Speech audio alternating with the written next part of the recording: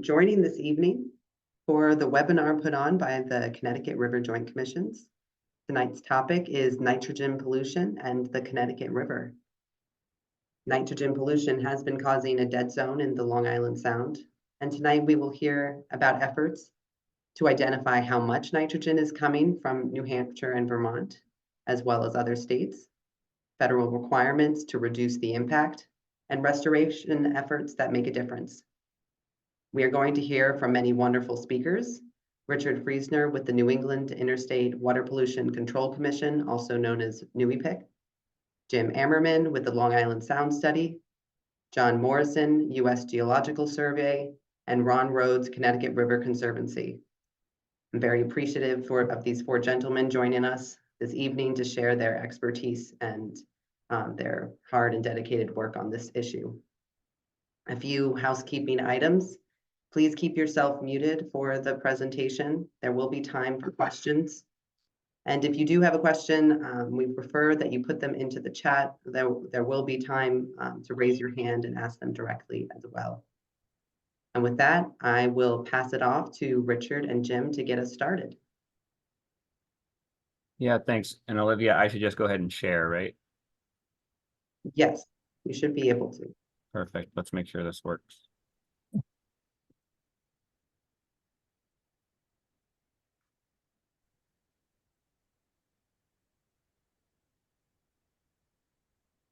Is it in the slideshow? Oh, no. How about now? Well, yeah. That works. All right. Hi, everybody. Glad to be with you tonight. My name is Richard Friesner, and with my colleague Jim Ammerman, we'll talk to you a little bit about Long Island Sound and all the work that the Long Island Sound Study has been doing for quite a while now. Special thanks to Mark Tedesco, who is the director of the EPA Long Island Sound office, for many of the slides here, or at least a few of them, and some great pictures, right? Like this of Long Island and the Sound Connecticut. A little bit about NEIWPCC. We're a regional commission founded in 1947 by the states of the Northeast, that's all of New England and New York, through an act of Congress to engage, and our mission statement here is to help the states of the Northeast preserve and advance water quality. We primarily focus on the state implementation of the Clean Water Act in all its forms. We have 5 key areas of work and impact in the region for water professionals and the industry as a whole, and that includes connections, protection, training, education, and engagement like tonight. The basis, as you can probably guess from the Clean Water Act for our work, really deals with wastewater treatment and the professionals that operate, design, manage, and maintain wastewater treatment facilities. So our mission is to advance clean water in the Northeast through collaboration with and service to our member states, again, all of New England and New York. And we would like to see in the future a clean and sustainable water throughout the Northeast. So Long Island Sound is a bit of an unusual estuary. If you were to teach a basic oceanography class, you would not use Long Island Sound as your textbook estuary for a number of reasons. It's oriented east-west, as you can see at the bottom of the map here. The mean depth is about 20 meters, although at the very east end, it's much deeper. It's connected to the ocean at both ends, through the Race on the east end and through the East River and out to New York Bight on the west end. So that means it doesn't have an extreme salinity gradient as a conventional estuary like the Chesapeake Bay would have. The salinity range is basically in the 20s. It also gets 70% of its fresh water from the Connecticut River, which comes out about here, way out toward the mouth. And so the main freshwater input is near the mouth of Long Island Sound. The watershed extends this whole area shown on the map here all the way to Canada. And it's a very urbanized estuary because there are 9 million people within the watershed and about 23 million within 50 miles. Much of New York City and Long Island are actually not in the watershed, but they're obviously close to Long Island Sound. And it's part of what's called the Virginian Atlantic ecoregion, which is the region from Long Island Sound, or actually more like Cape Cod south to Cape Hatteras. So it's very distinct from more northern areas like the Gulf of Maine. So Richard, you want to move the slide? Okay, so eutrophication in Long Island Sound has been a major problem, as is common with many coastal regions and estuaries.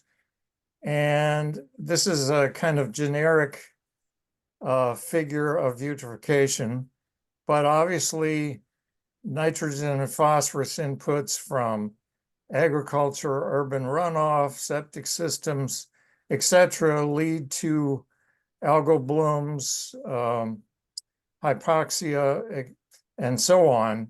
In Long Island Sound, the major nitrogen is the main problem. Phosphorus is not really an issue. And most of that nitrogen comes from wastewater treatment plants, although there are lots of septic systems in parts of the area as well.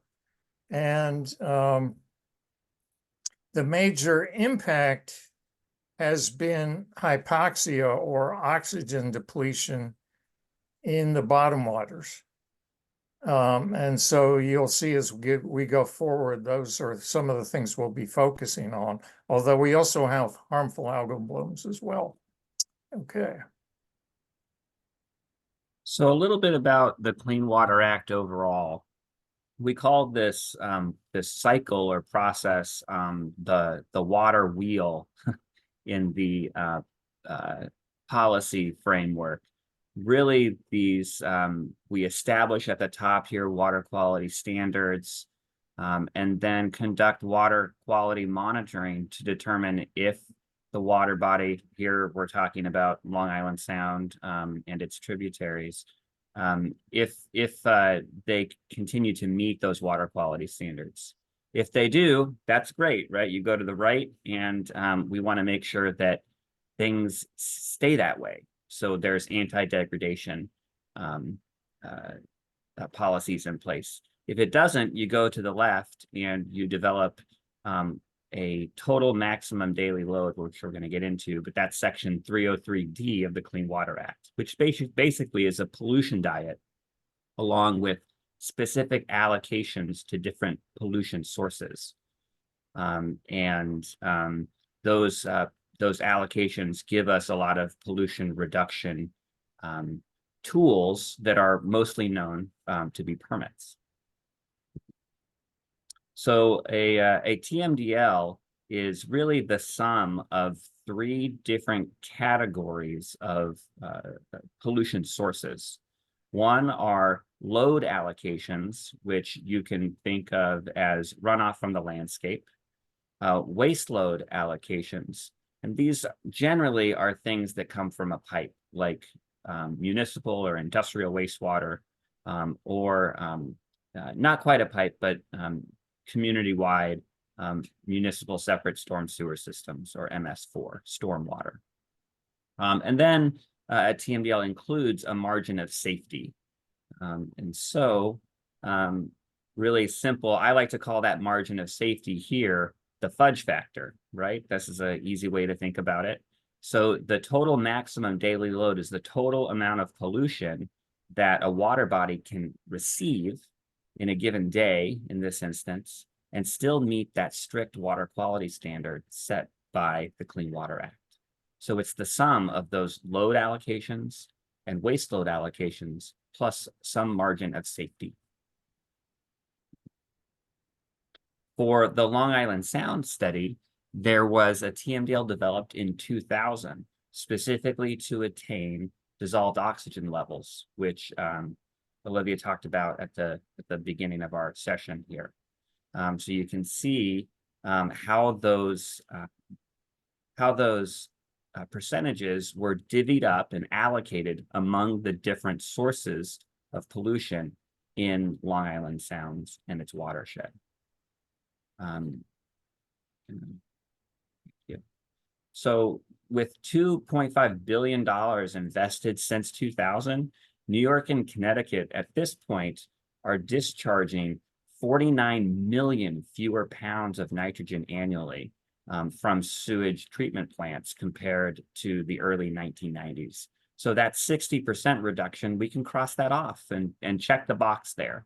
The program has seen great success in that allocation category in New York and Connecticut. Okay, so the treatment plant loads are shown in this figure right here. The blue is Connecticut, the black is New York. The green line is the target of the TMDL, or for a 60% reduction. And it was achieved, as Richard mentioned, with lots of funding support. It was achieved in 2016 and has been maintained since. If you note that much of the treatment plant upgrades occurred in about 2009 and 10, and so the decrease in nitrogen loading accelerated after that point. Okay. Sorry. Here we go. So, because of this reduction in nitrogen loading, there's been a comparable reduction in the area of hypoxia by, again, about 60%. Although you can see it's quite variable year to year. It varies with weather, etc. But what we really look at is the 5-year rolling average. And I might add that hypoxia in Long Island Sound is considered an bottom oxygen level less than 3 milligrams per liter. You may be familiar with some other hypoxic systems like the Chesapeake Bay or the Gulf of Mexico, where their definition of hypoxia is 2 milligrams per liter. So we're actually being more rigorous here in setting a higher level for hypoxia. So there has been a definite improvement, and this has been shown decadally as well. This is from a 2021 paper by a couple of faculty from the University of Connecticut. And what they've done is they've averaged the area of hypoxia over 3 decadal periods.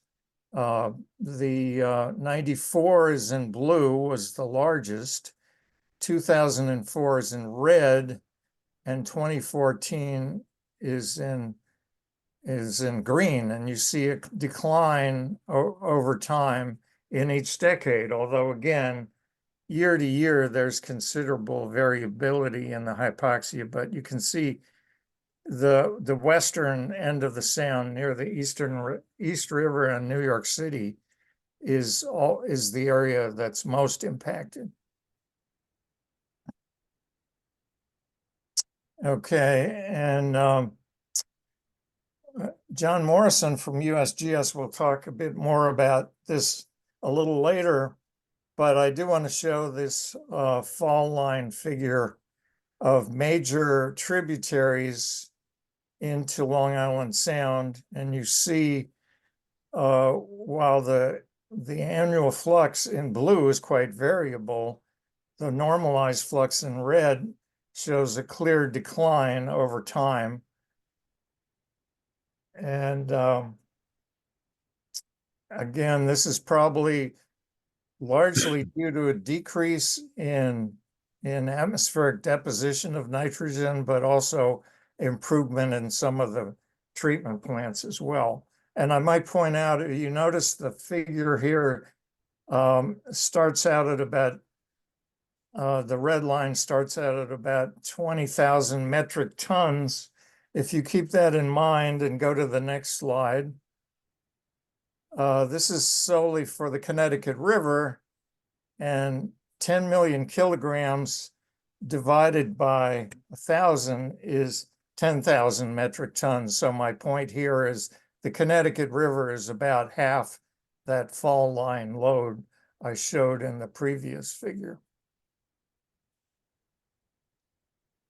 And while we've had considerable success, as mentioned, by reducing the wastewater treatment plant nitrogen by 60% and also decreasing, therefore, the area of hypoxia, this success will not be maintained without continuing intervention. The main issue here is that as water warms, and it is warming in Long Island Sound because of climate change, it holds less oxygen. So to maintain the new higher levels of oxygen in Long Island Sound, we have to continue further reducing nitrogen. And if you, Richard, if you click on it, you see the difference highlighted in an arrow there.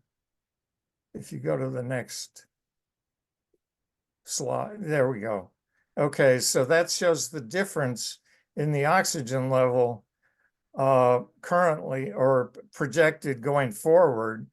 And without warming, it would be the yellow line, and with warming, it's the red dashed line. So it's projected in the future 35% of the gains will be eroded by increasing temperatures.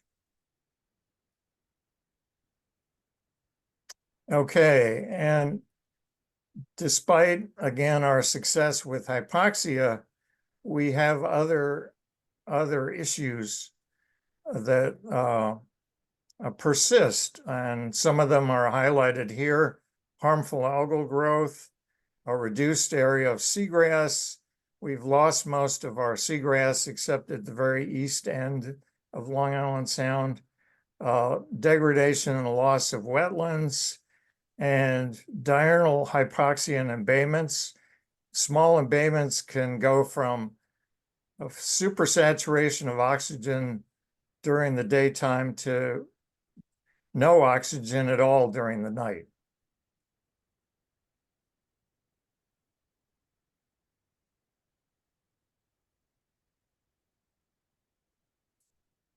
So the program, EPA has developed a nitrogen reduction strategy that is in addition to the TMDL activities. And really, the goal here with this strategy was to further develop nitrogen loads to meet the desired water quality conditions in Long Island Sound, looking at coastal watersheds, those that drain directly to embayments or nearshore waters, tributary watersheds, and the western Long Island Sound coastal watersheds, which are mostly wastewater focused discharges.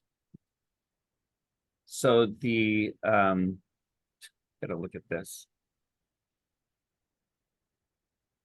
The targets here were developed, and again, right, the goal with this strategy, which is a little, this is outside of the TMDL, so it's a little forward thinking, is to aggressively continue to progress on nitrogen reductions in parallel to the state's continued implementation of the TMDL. The quote here, so that we can achieve water quality standards throughout Long Island Sound, its embayments, and nearshore coastal waters. You can see here, and we'd highlight this in a couple of places, but the focus of this strategy included a lot of monitoring happening throughout the watershed to come up with endpoints closer to Long Island Sound. And those endpoints were focused on these coastal subwatersheds here in the colors. And this, so you're aware, this document's online. It's on the Long Island Sound Study website. You're happy to look at this. The strategy has dozens of tasks and probably hundreds, if not more than 1,000 pages of work went into developing those. So now, with the strategy, the focus has shifted a little bit on optimization requirements to basically what can we do? What can the Long Island Sound Study and all of its partners do to further meet nitrogen reductions? And so EPA in this instance was looking to optimize requirements in permits based upon this an enhanced implementation plan and some other work, and really see how they can further implement the TMDL in these wastewater treatment plant permits. In the future, consistent with the nitrogen strategy, EPA hopes to further do that, further implement these nitrogen thresholds and allocations into enforceable watershed plans or TMDLs and permits. Also, there's consideration to regulate further MS4 communities, of which you can see the numbers in Connecticut, New York, and Massachusetts.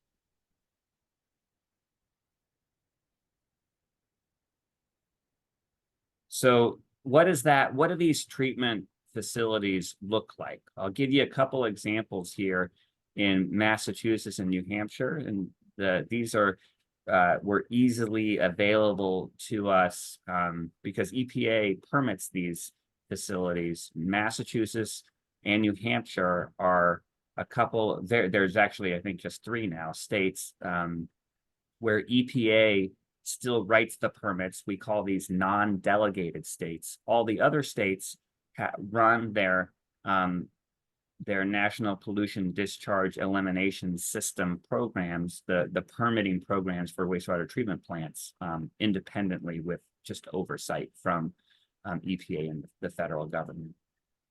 But the key thing here to notice is that in Massachusetts, most of the treatment facilities, this flow in million gallons per day is rather low.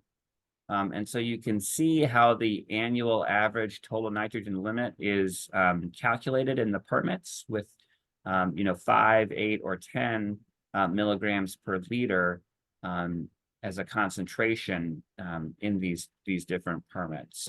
So the key thing here, and here again is New Hampshire, you can see even fewer facilities and very small total. And again, this is I didn't say it for the first time, but the facility design flow is the total design flow. Often facilities do not operate at their total design flow. It's a value lower than that, right? They don't want to exceed their total design. So the case in point here really is that when it comes to the Connecticut River, wastewater is a contributing factor for sure to nitrogen load, but it's not the main, it's not the overarching factor. There's a lot of non-point source, non-permitted nitrogen sources that are that need to be addressed and are often from a regulatory standpoint much more difficult to deal with. So what's in the future? That's what that says, right? I can't see it. Yeah, what's next? The plan, hopefully, is to expand efforts to monitor and model the flow of nutrients and the associated impacts on the sound and the embayments. And Jon Morrison, our friend from USGS, is going to talk more about that in a few minutes. Also address deficiencies in the regional circulation and water quality models by designing an integrated model framework to forecast how the sound responds to changes, including, for example, the temperature and climatic changes that Jim mentioned earlier. And we've got a couple slides about some of the modeling work coming up. Also, to improve data sharing and visualization tools, as well as enhance coordination among monitoring groups. Monitoring and understanding what's happening is really key, and we'll talk a little bit more about that too. And we want to continue to evaluate our progress under the 2000 TMDL and set system-wide and sub-watershed nitrogen targets that are protective of water quality.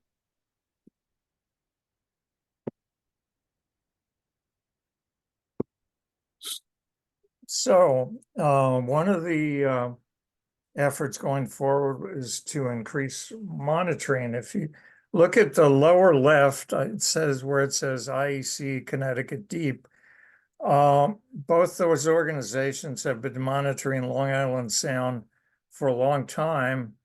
The main sound has been monitored by Connecticut Deep, and the very western sound by IEC, and the Connecticut Deep monitoring goes back to the late 80s. So there's several decades of data now. And in the upper left is Save the Sound's Unified Water Study. This is a more recent program, started about 5 years ago, where local groups working under common standing operating procedures and quality assurance plans monitor their local embayments, and it now includes over 20 groups and about 40 embayments. So, and you see them in blue around the sound there. So that's a relatively new source of information that's of particular interest to local communities. And on the right is a map of the USGS tributary monitoring. And as mentioned, Jon Morrison will elaborate on that a little more shortly.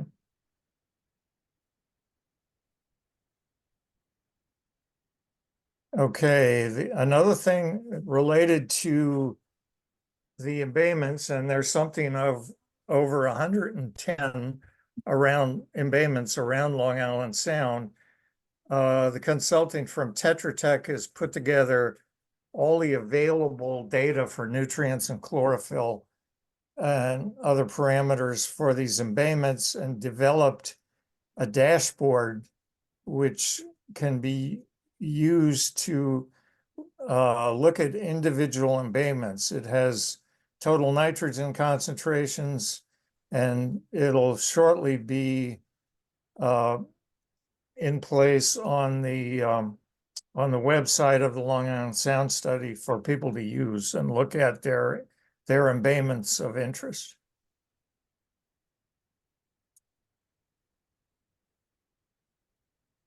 Okay, and Richard mentioned models. There are a lot of modeling efforts going on. I'm including in both New York and Connecticut, but I want to focus particularly on the new integrated hydrodynamic and water quality model. This was developed by a cooperative agreement between EPA and the New York City Department of Environmental Protection. And as you can see from this grid on the left side, it's a very fine grid, and it covers Long Island Sound, the Lower Hudson, New York Harbor, and even some of the New York Bight. And it replaces the old system-wide eutrophication model, whose grid structure, much more coarse, is shown on the right side there. This new model uses what's ROMS is the hydrodynamic model, and it's coupled with RCA, the water quality, and eventually biological model as well. So, and it's been in development for a couple of years and will hopefully be completed in the next year or so.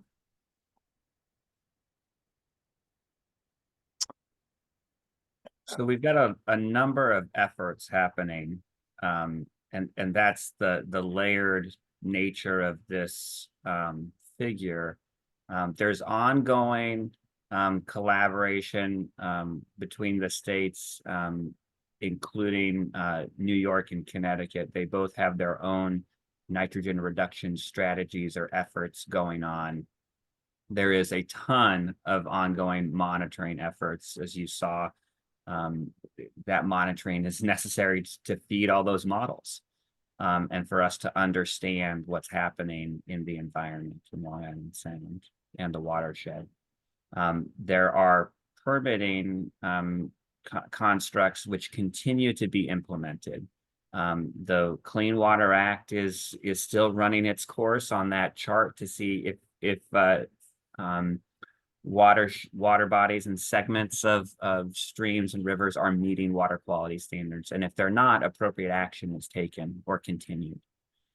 Highlighted here in a little bit more detail are some of the dashboard activities and technical approaches that are going on, as well as modeling efforts and EPA's Long Island Sound funding for the nitrogen reduction strategy implementation.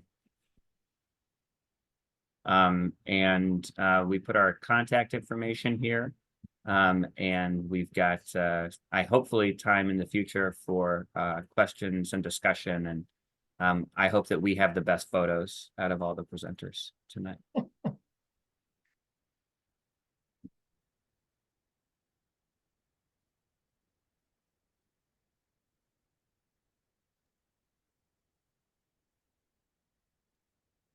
Thank you, Richard and Jim. I believe Jon Morrison will be picking it up from there. Okay. Thanks, Richard and Jim. That's a great segue. What I'd like to do is focus on some of the work that the U.S. Geological Survey has been doing in the Connecticut River.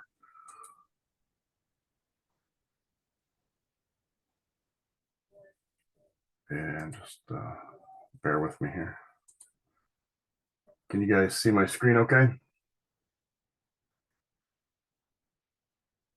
Yep, sure can. Okay, great.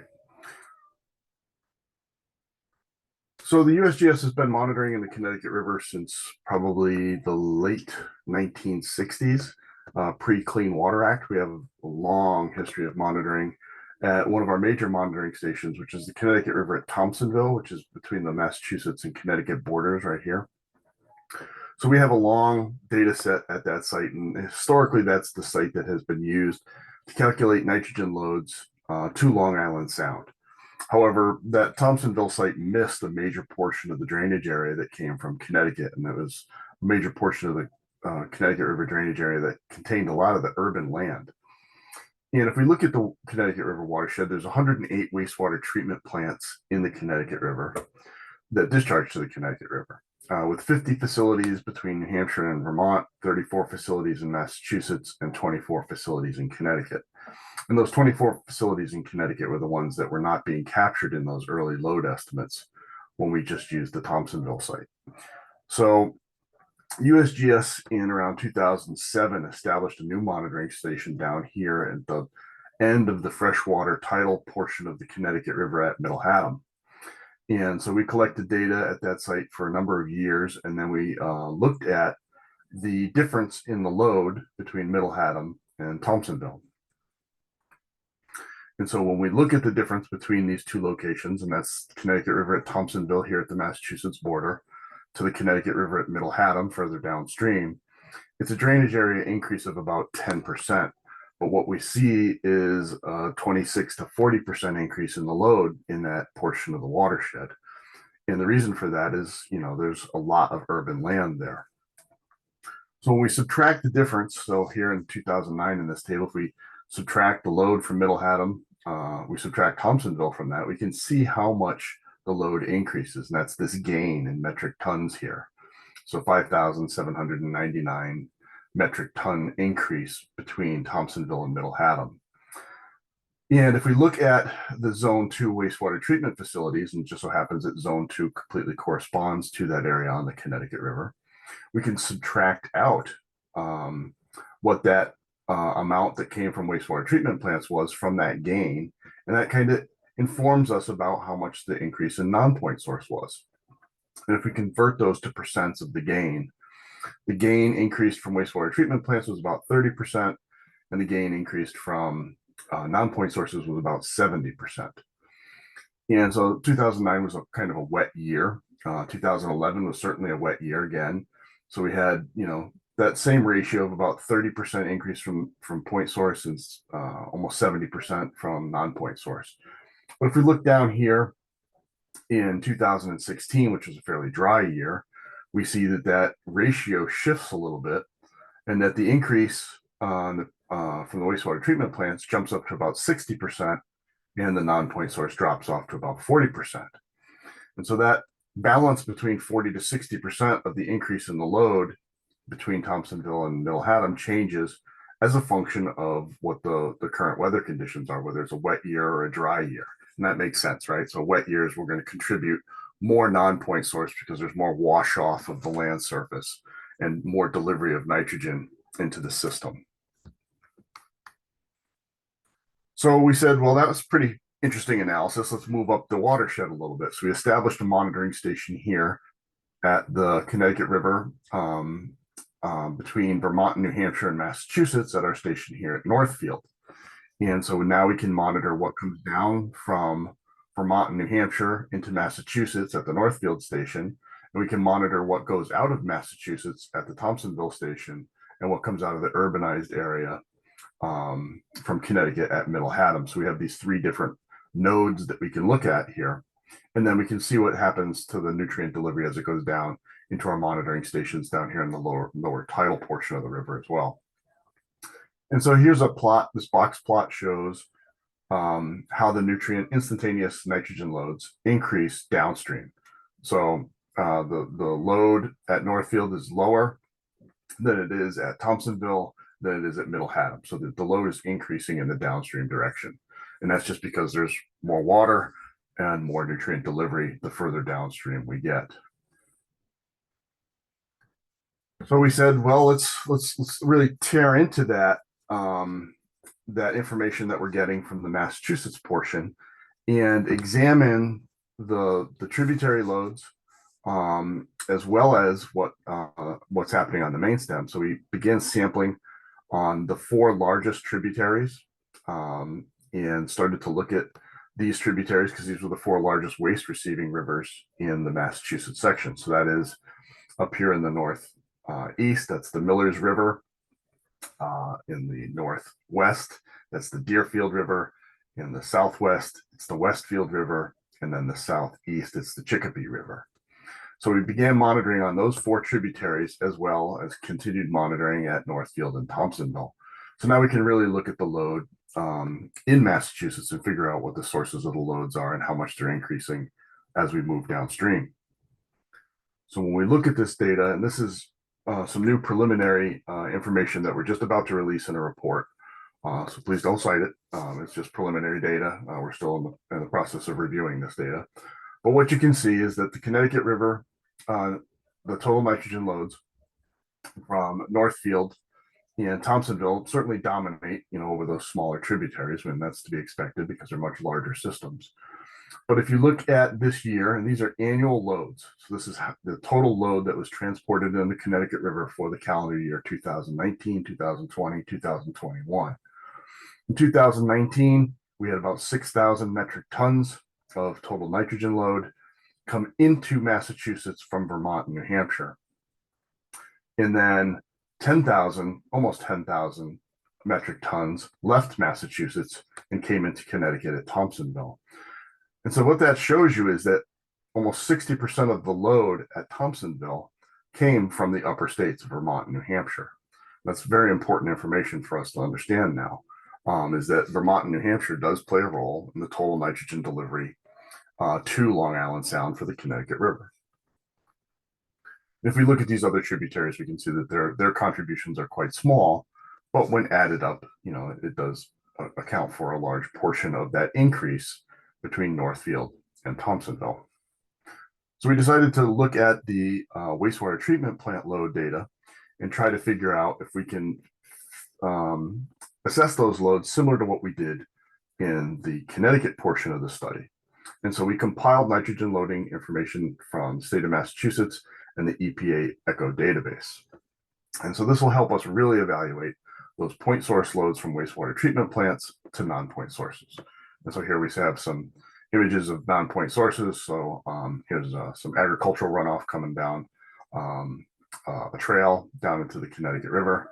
And here is a combined sewer overflow actually discharging during a storm event as well into the Connecticut River.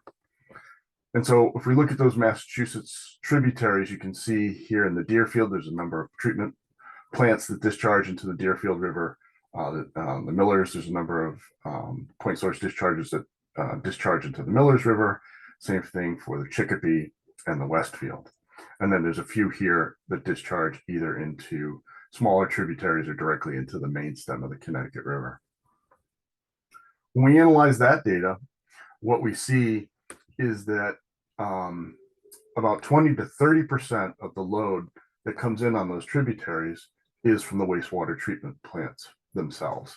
The majority of the load is non-point source. And so that, is really important information as we begin to try to build management strategies to reduce nitrogen loading in the Connecticut River to Long Island Sound. So, targeting the wastewater treatment plants is a good idea. But through time, there's only so much reduction we can achieve at those wastewater treatment plants. We really do need to start to focus on some of the non-point source nutrient controls as well if we want to make further reductions in nitrogen delivery to Long Island Sound. And so in 2023, the USGS began an expanded nutrient monitoring program. And so now we've expanded beyond Massachusetts. We've expanded up into Vermont and New Hampshire. And we have a number of monitoring stations now in the upper part of the watershed. We're going to continue to do this analysis to try to look at where we see the dominant portions of the nutrient loads coming down the Connecticut River to Long Island Sound. And so some of the stations that we're monitoring are the Moose River at Victory, Vermont, the Pezumsic River at Pezumsic, Vermont, the Connecticut River at Wells, Vermont, Ayers Brook at Randolph, Vermont, the White River at West Hartford, Vermont, the Sugar River at West Claremont, New Hampshire, and the Connecticut River at North Walpole, New Hampshire. And these stations were designed to give us information that correlates to another study that we did about 20 years ago to continue to add to that database so that we can understand how the loads are changing through time and have more robust data to work with to build these load models. And then this year, we're also working on developing a new model to look at nitrogen or nutrient loading to Long Island Sound. And the model is called the Sparrow model, which is spatially referenced regressions on watershed and attributes model. And this model will help us really look at the sources of nutrients that we see coming into the landscape, the types of land use that we have around the rivers, and where the export of those nutrients are coming from on the landscape to deliver those nutrients into the system. And this model will be used in conjunction with a statewide HSPF model being developed by the state of Connecticut. And so we'll be using these models to really look at the export of nutrients from the landscape to Long Island Sound. And having these models and all that refined monitoring data are going to work together to really help us address the management questions. And then we've also developed a nitrogen tool. It's a dashboard that allows us to look at the long-term changes in nitrogen loads. And so one of the sites that is always of interest to us is the Thompsonville site. And trying to get it to load here. Hang on a second. Our web server page is a little slow these days.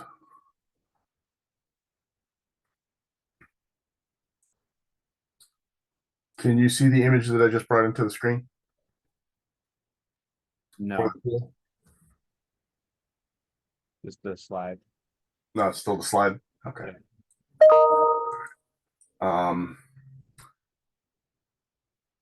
Let me just try something real quick.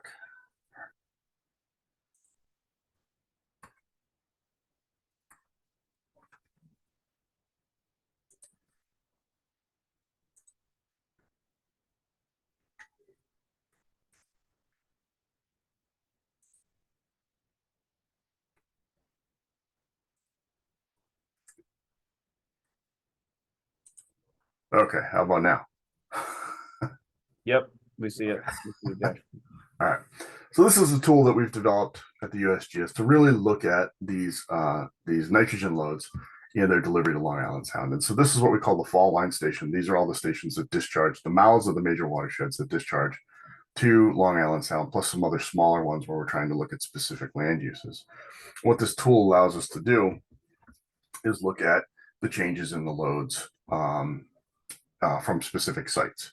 So right now, this site that's being displayed is the Pawcatuck River at Westerly, which is this large watershed over here. And you can see that the concentrations have been increasing at this site. And this is one of the things that is concerning. And the loads are also increasing through time as well. And so that's not the pattern we want to see. We want to see something more like the Naugatuck River, something like that. So here's the Naugatuck River, where we've made a major investment in wastewater treatment plant technology and reduction in load. And you can see that, since the early 90s, there's a major change in concentration in nitrogen in the Naugatuck River and a major decrease in the load being delivered to Long Island Sound from the Naugatuck River. That's what we want to see. For the Connecticut River system, if we look at the Thompsonville watershed, we can see that back in the 90s, we were discharging much higher amounts of the concentration was much higher of total nitrogen here at Thompsonville, and it has decreased through time. That concentration has decreased through time, but the flow adjusted load really hasn't seen that much change. It's kind of flat.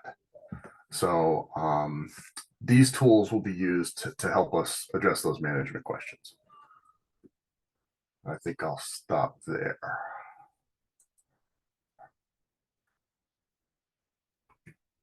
Thank you, John. Very interesting.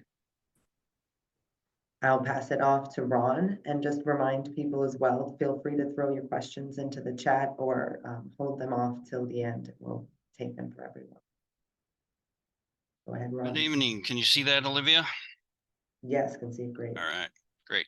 So I'll be talking about some of the restoration work that Connecticut River Conservancy and Trout Unlimited and our local conservation districts and other folks are implementing. And really we're getting at that non-point source that both Richard and our speakers talked about in prior. So we're focusing on that here. Oh, come on.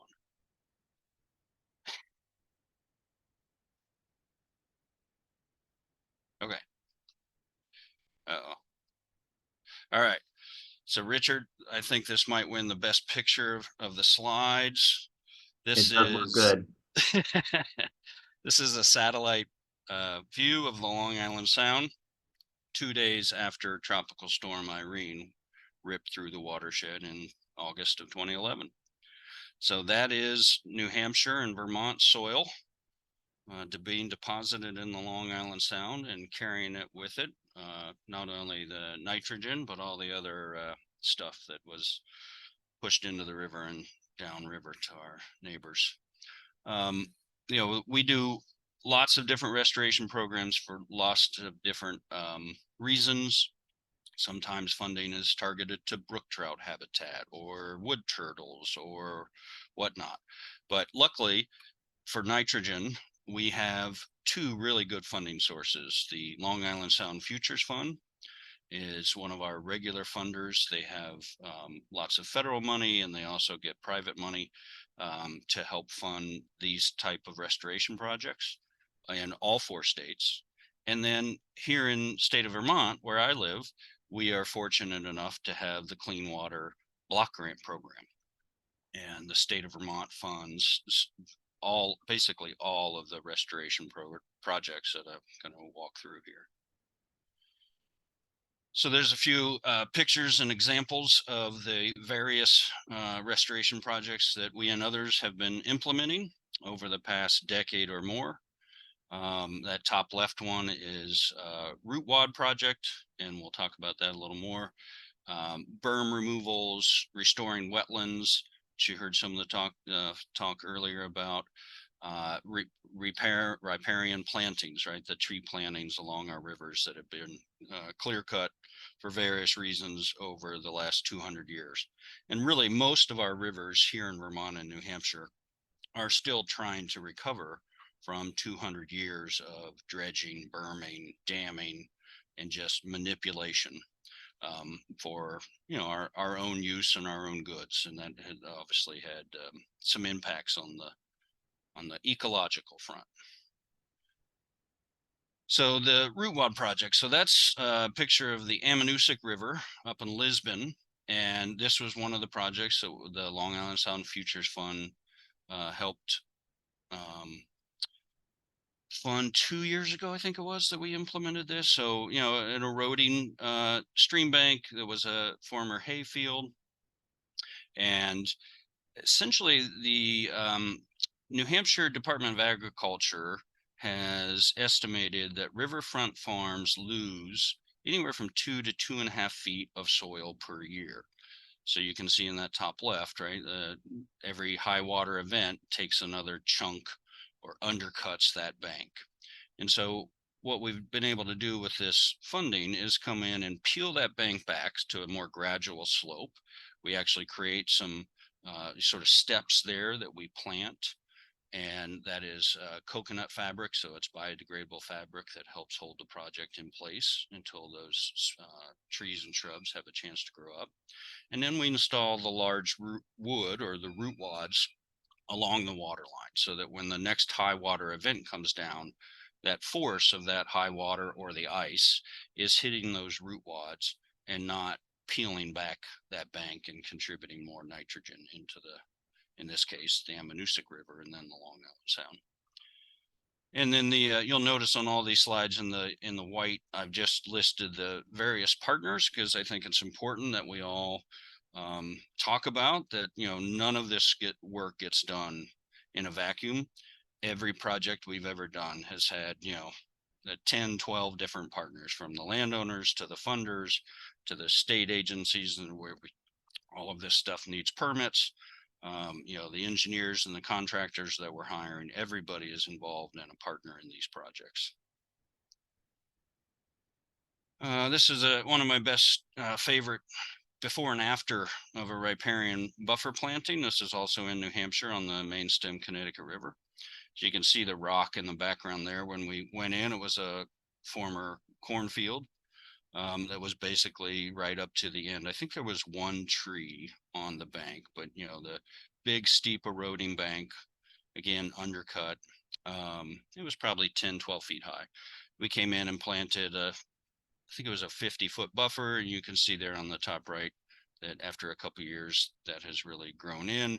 And as the speakers mentioned earlier, they still plant that field, the other part of it, the left side of it. And, when it rains, there's less runoff, less fertilizer or manure going into the river because of that new buffer that's been planted there. And obviously there's a lot of co-benefits. That buffer creates habitat for birds and bees. We're planting native species. There's flood resiliency benefits, and later we'll talk about some of the fish related benefits.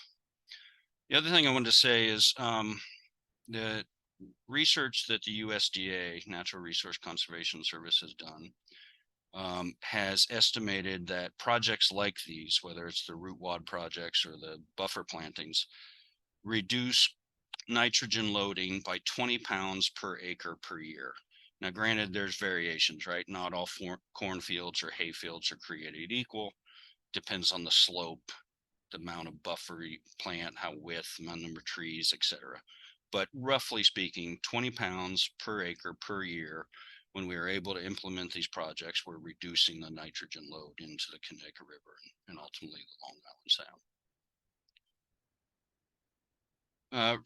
Fairly new technique, just in the last several years, and Vermont Fish and Wildlife has really been one of the leaders in this with Trout Unlimited.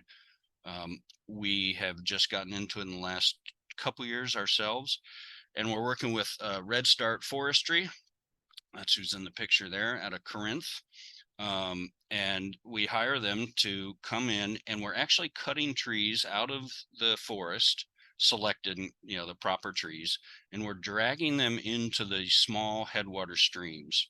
It's called strategic wood additions. And it's all based, there's a very scientific process. You can't just start cutting and throw them in wherever you want. It's NRCS and the states both have a guidebook and regulations about how far apart these structures are, how many pieces of wood have to be installed in each particular structure.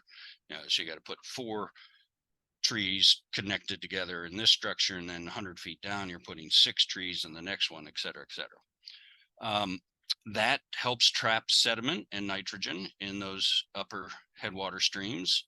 And it has great co-benefits for trout populations. One reason Vermont Trout Unlimited and Vermont Fish and Wildlife are doing it is because their studies have shown a 3-fold increase in native brook trout populations in these small headwater streams when there's some habitat put back into the system. So again, we're getting funding from the USDA, NRCS, U.S. Fish and Wildlife Service, the NIFWF, the National Fish and Wildlife Foundation, through the Long Island Sound Futures Fund, is now funding these type of projects. And there's a new one that we haven't done yet, but others are doing, beaver dam analogs, BDAs. And essentially, it's very similar in a very flat area, maybe where you could create a wetland when there's not a big stream, but maybe even just a seasonal stream. They're coming in and basically making a man-made dam, beaver dam, where fish can still go through, but you're creating enough of a impact where you're creating a new wetland, and again, new habitat and capacity to store water and, of course, sediment and the nitrogen. And the other thing, so this is a picture of an old dam, no longer in use. It's actually in disrepair. The dam owners received a letter from the state of New Hampshire saying you must repair it or replace it because it's in repair, replace, or remove it because it's in danger of failing. That's on Scott Brook in Fitzwilliam. It's privately owned. But there are 2 culverts right downstream that are town-owned culverts, and it floods all the time. So we were talking about flood resiliency earlier. The Long Island Sound Futures Fund is helping to fund this dam removal because we're going to remove 12,000 cubic yards of sediment that are trapped above this dam. And that sediment contains 82,000 pounds of nitrogen. So that nitrogen and that sediment will be removed as part of this dam removal project, and it will be hauled off to a suitable location. Other than the nitrogen, it is basically clean fill. So someone will be interested in having that. And we hope to do this in 2026. Dam removals do take several years to pull off. There's a lot of permits, as you might expect. And this one's going to be about $1 million and a $2.2 million cost. So it's going to take us a while to find enough grants to get that one done. And just a quick summary of why we're doing this work. Yes, it's nitrogen loading, and as I think Jim showed earlier, the fish kills in the Long Island Sound. Here in our neck of the woods in Vermont and New Hampshire, we've got endangered mussels, freshwater mussels, the dwarf wedge mussels in the Connecticut River. Vermont has one of the only populations of brook floater mussels in the local river. Wood turtle, again, we mentioned that earlier. That is a target species and a focus of a lot of the funding, and of course our native brook trout also. And then we don't forget us in our recreational use of the Connecticut River and its tributaries. That's all I had, Olivia. I want to save time for questions, so I'll stop there. Thanks, Ron. Appreciate it. Thank you, everyone, for the wonderful presentations. Really interesting. Here's some thanks coming from the chat. Anybody wants to raise their hand or throw a question in the chat, now is the time.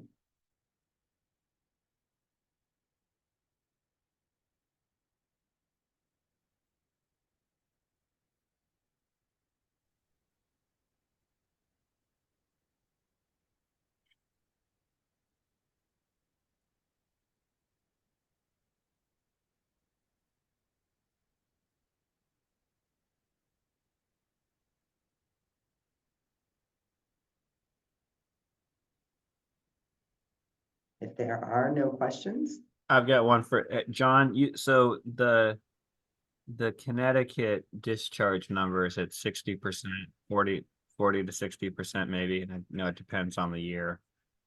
I mean, a big part of that is just that it's such a massive amount of flow, right? That the concentrations are going down, but the flow is just so large. Yeah, the load is a function of the flow. And so when we see higher flows, it changes the hydrology a little bit, right? So the dominant source changes from being what would be point source discharges to non-point source when we have wet years like we've just experienced with lots and lots of wash off. And so that increases the amount of non-point source coming down into the river. And then the further downstream you go, the larger the loads get, just because you're compounding the load as you move downstream. But if you look at the incremental load, you can look at how much is coming from each portion.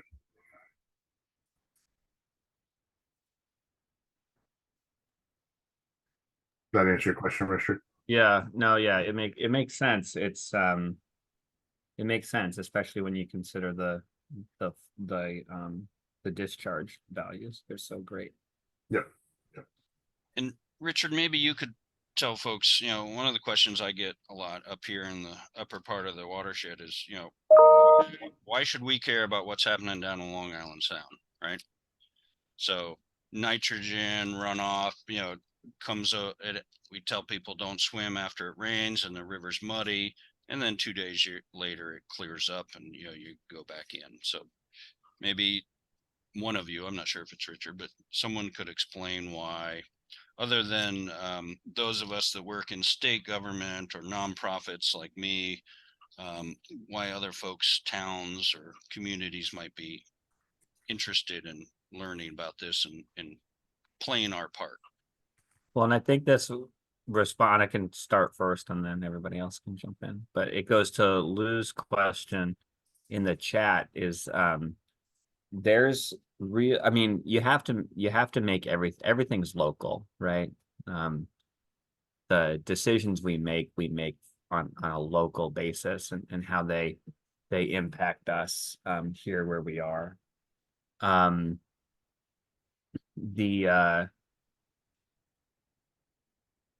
One of the reasons you should care, which goes to Lou's response here, is that there's a lot of funding available, and Ron knows this, mentioning the Futures Fund, to support projects which benefit you locally. I live in Massachusetts, where I am and north of me, because and that's money that's from the Long Island Sound. So I think the reason to care is that if things are more pristine where you are, they're going to be better for Long Island Sound way down south of you.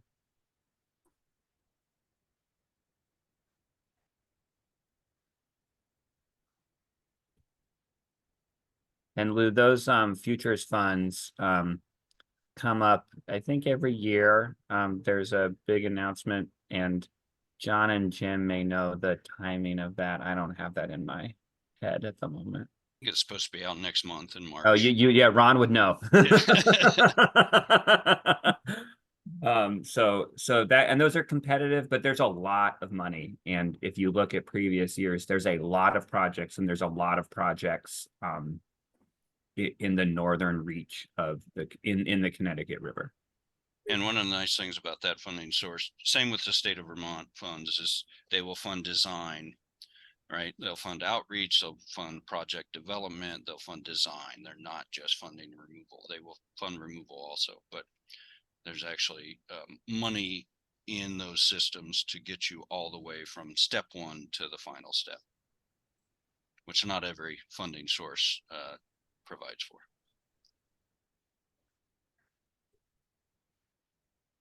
another interest. Sorry, Jim, go ahead. That issue about why should people locally care? I mean, there's the same if you think about it with the Connecticut River and Long Island Sound, how about if you're a farmer in Iowa and you're told to worry about the Gulf of Mexico? Because it's the same issue. The nitrogen goes down the Mississippi. So again, you improve the local conditions of the river, decrease the blooms, improve the buffers along the side of the rivers, etc. It is hard to make an argument that a farmer in the Corn Belt should worry about the Gulf, other than being altruistic. But I think if you focus on the local improvements, that helps. I want to mention one other thing. There was a note about the press in the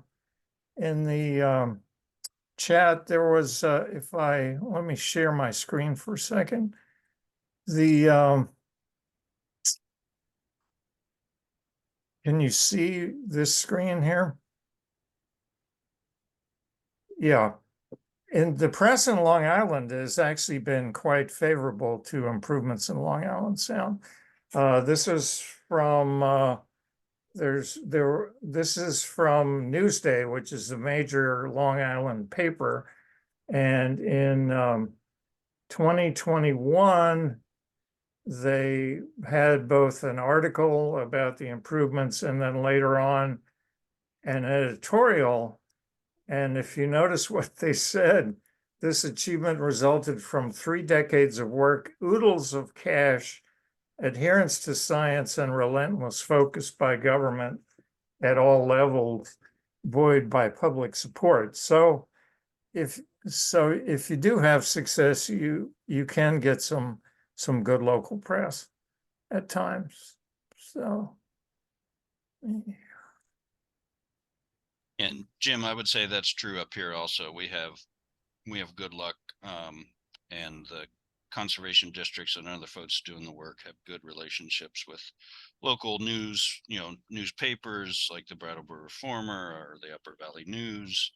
They're often eager to come out and take pictures and write articles. So. Yeah, but I'd say it's also it's complicated, right? Especially riverine systems where you're thinking about, flow is so important. And the factors that go into that TMDL as an example, that diet are complicated, and even TMDLs require models to fully design, allocate, and implement. And most people in the public, I think describe water as a very common sense and very straightforward thing, and it's not.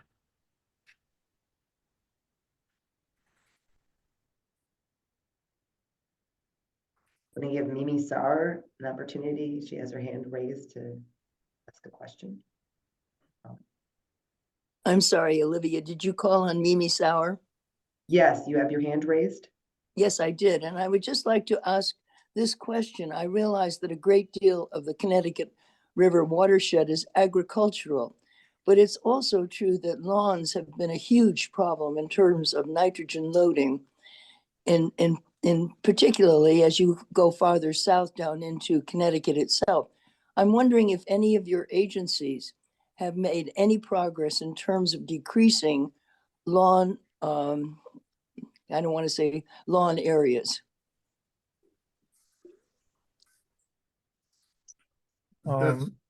That's one of the areas that the Sparrow model is actually going to be looking at. And so lawn surface is going to be one of the land covers that will be evaluated, and we'll be able to report out on how much of that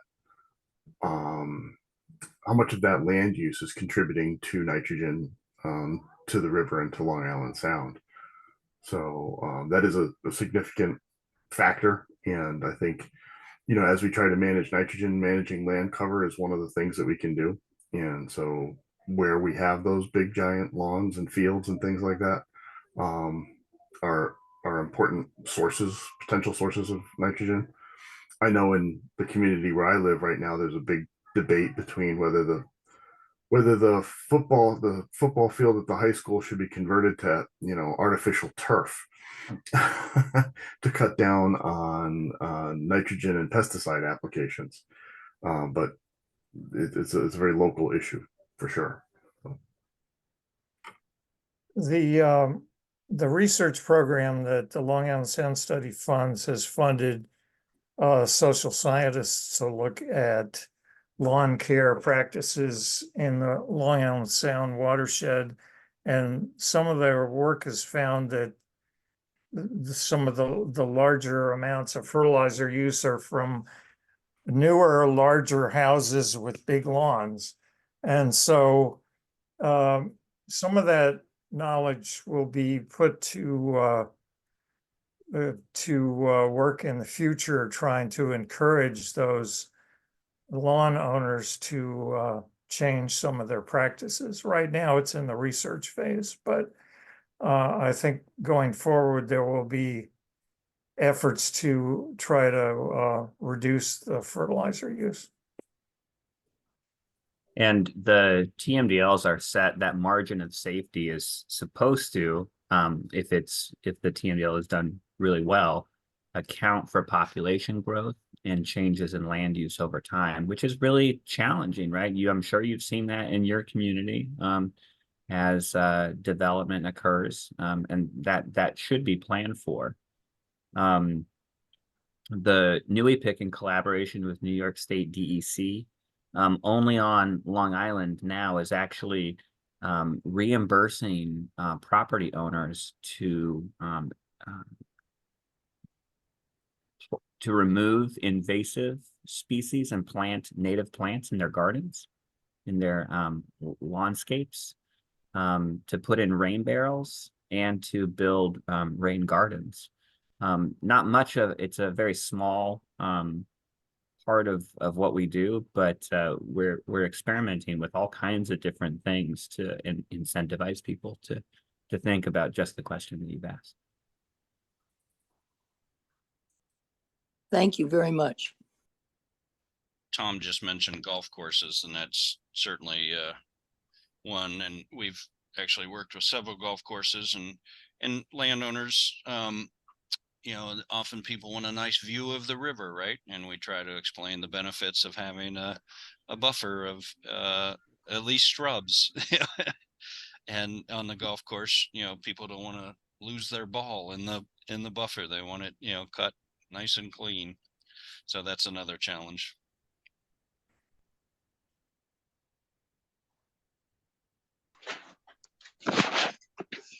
Peter Severance asked a question: if you're trying to restore eelgrass to the sound, is there a target concentration of nitrogen that you need to achieve? Eelgrass is a real challenge. It both needs good water quality, and that's probably, I don't have a nitrogen number off the top of my head, but it's pretty low, maybe 0.5 milligram or less. But it's also needs a lot of light, and probably the biggest limiting factor now is temperature. And as the temperatures continue to rise, the eelgrass is reaching its limit. We've already lost most of the lobsters in Long Island Sound for that reason. It's getting too warm, and eelgrass, that may be the major limiting factor for eelgrass as well. Yeah, the EPA nitrogen strategy uses eelgrass as a component, certainly, of the endpoints that it develops. So it attempts to identify those concentrations, and they're very site specific as well. So it's not just a simple one number.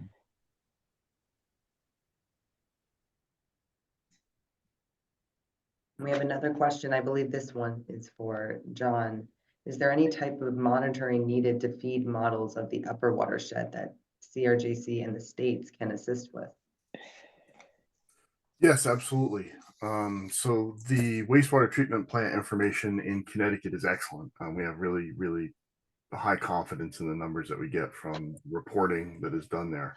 We need to increase the monitoring at the wastewater treatment plants in Vermont and New Hampshire, and make sure that we have kind of uniform reporting, and that we're reporting for total nitrogen at least monthly. And that will help us to really tease apart that difference between the point source data and the non-point source data.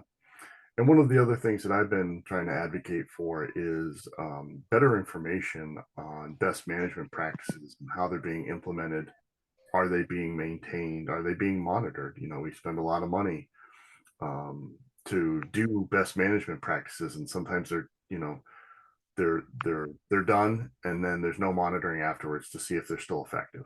And you know, we want to make sure that we're working on the best management practices that are helping us achieve those nitrogen reduction goals in the long term, not just, you know, the first year that they were implemented, and then after that we're back to the status quo.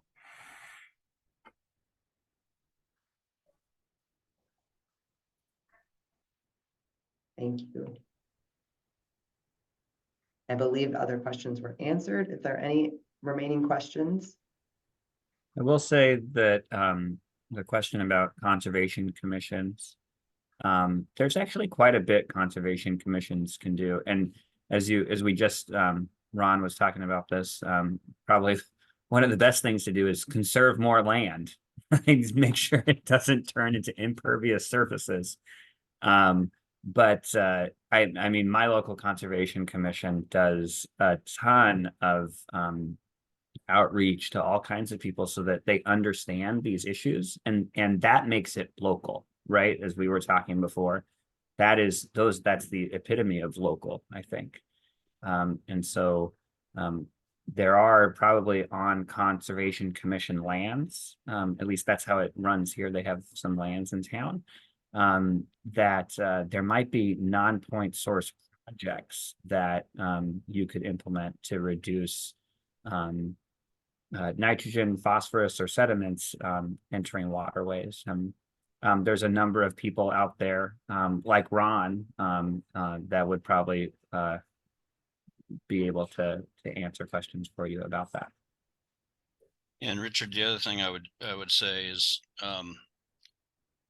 you know, I've been the project manager now on 21 dam removals, and I have never once had a dam removal that everybody loved and everybody was supportive of, and I didn't have, you know, someone coming to the local town meeting telling us why we shouldn't do the project. So it's always nice to have those supportive voices in the room also. So conservation commissions, we use Trout Unlimited members a lot to come out and help, you know, explain to their neighbors why some of these projects are worthwhile, especially when it doesn't cost them anything. Right, and kudos to you for being on your local conservation commission. I know that can be a thankless job, a lot of work, and takes a lot of dedication.